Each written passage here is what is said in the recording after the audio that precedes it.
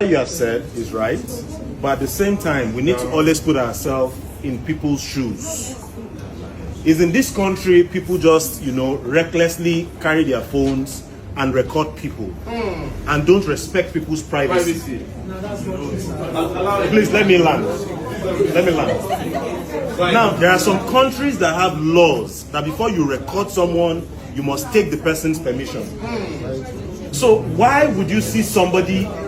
Now you're saying, okay, he's a pastor. I'm not a religious person. People who know me know me. I'm not a religious person, and I'm not trying to defend anybody. But you see somebody, he doesn't want you to record him. Let it end there. Why will you record and then post it online? So he doesn't want to. That was why I believe. Listen. I believe please, whether he's a policeman, okay. Now it doesn't matter. Now you never can even tell if there was a threat on him before. Wait, let me land. Go ahead. Now you never can tell. Let me land. You never can tell if there was a threat or there was anything that was wrong with him before. He wound down so that he can tell you that whatever threat it is, I'm just saying logically, I'm not explaining. But wait. And we must also understand. That's your perspective. That's your perspective. Why? That's your perspective. What if? Go ahead. You should let me land. And let people talk this. Now, that is that.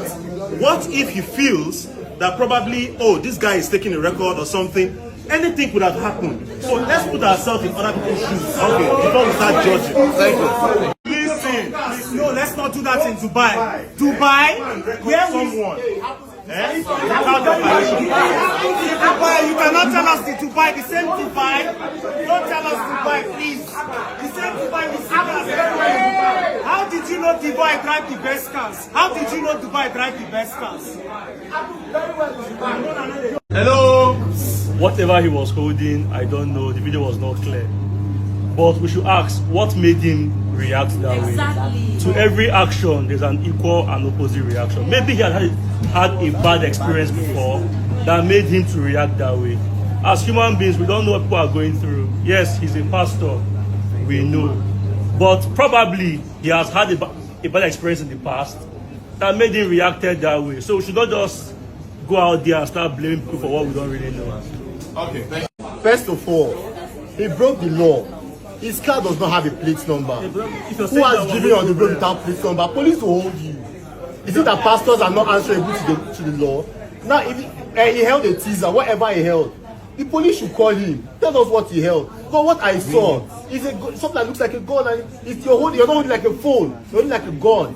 And of course, we've seen guns that you put in your shirt and you pull off. So the point of contention is, if he had drove, even if he went down and told the guy, hey, ship it, that would have not been a problem. But that we saw what looked like a gun. You're not carrying a plate number. And if he feels threatened, for Christ's sake, men of God, go around with security. Get yourself security. Yeah, of which I felt he had security because I saw some hillocks behind. So the excuse that he's a human, yes, he's human. And as human, I appreciate pastors that apologize. I was wrong. Just mention one country that does not permit you to make a video in public record.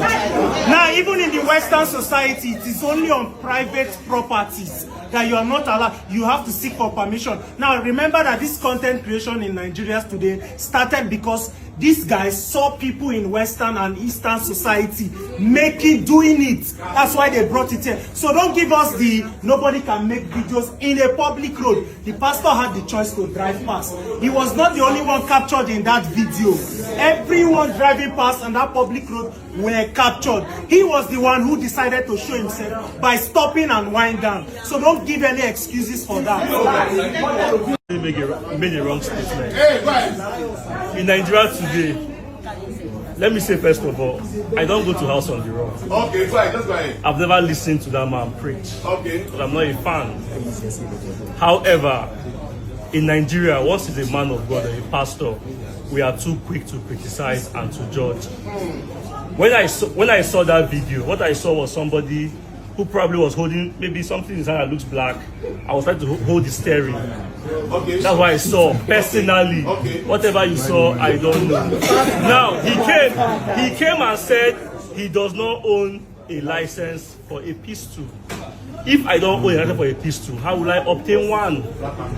Also I said, see, for every action or for every reaction, there's an action that has prompted that reaction. Maybe he felt threatened. That video we saw was a short clip. Maybe the guy has been following him before and he has told him. Men of God and women of God, I understand the respect that is accorded to them, but let me take you back to 2 years ago or last year. This same Pastor Paul Adefarasin used his hand to smash the side screens of a bus because the Danfo driver drove a funny way that he didn't like, so he crossed them and smashed the bus with his fists. This is a pastor that gyms. No, let's this pastor walks out. He's not your regular anyhow pastor. He smashed it, injured passengers, and he drove away. You know why? Because he felt he's in a place or in a country where nothing can happen to him. I expected him to come releasing a statement about this issue, but what he did was to call the content creator aggressive. No form of apology or no form of explanation to say, oh, it's as simple as this, because the body of Christ calls us to be humble people. So it's as simple as saying, oh, I mistook the content creator as an aggressor, but my bad. I apologize if the weapon or my safety equipment I was holding came off as a threat. I apologize to the content creator, and I apologize to anybody else who feels a certain way of disappointment. Simple and short. But instead he let his ego, he let his pride, and he let his anger issues detect for him what he could say to a regular social media content creator. So I will advise Pastor Paul to go for anger management classes. Yes.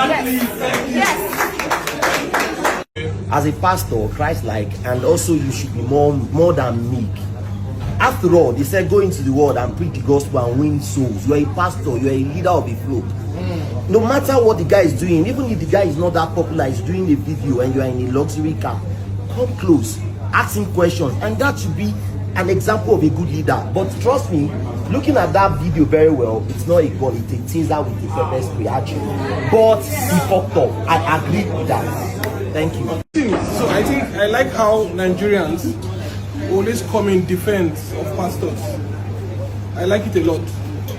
Politicians, you assume things for politicians and then you crucify them for whatever you assume about them. You don't give them that chance to explain themselves. But because Nigeria is a very religious country, you always make defense. The pastor had an opportunity to explain what he was holding. He didn't do that.